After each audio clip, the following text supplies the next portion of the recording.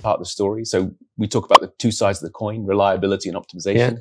So reliability, obviously stopping things going wrong. Optimization, looking to tweak parameters and change to get things. more out of it, And we've seen, obviously, a number of different things there.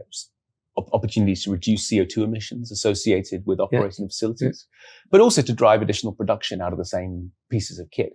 So, we've been working very hard on developing those capabilities. And then the other one is integrity. And again, something that we've worked on together over the years is looking at how we can, for example, improve the way we inspect the facilities. How can we understand where corrosion's happening? And all of this data, it's the same data. So we're using different purposes. Different purposes.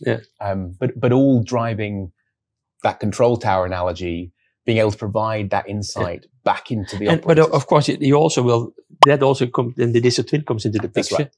Absolutely. Because there's where the store comes together for that maintenance guy, the operator, the engineer, you name it. Because you've also been quite successful for instance, in Norway and other assets with digital twin deployments. Yeah, and I mean, to put that in perspective now, so 14 digital twins rolled out across Shell, about 1 million documents, 10,000 users.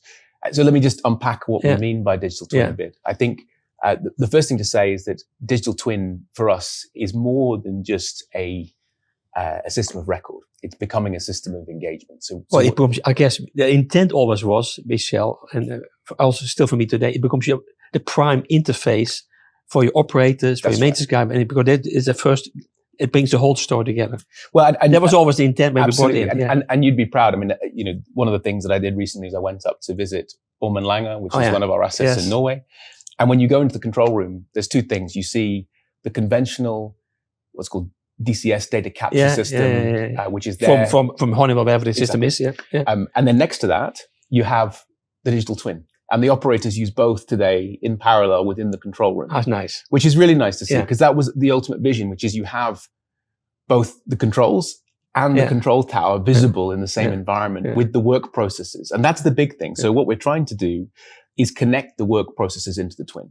So the workflow that you do to monitor equipment, to make sure things are acting reliably, the workflows that you do to optimize the facility, the workflows that you do to prepare and plan the work, the scheduling, the workflow you do if you want to, for example, go in and create an isolation plan.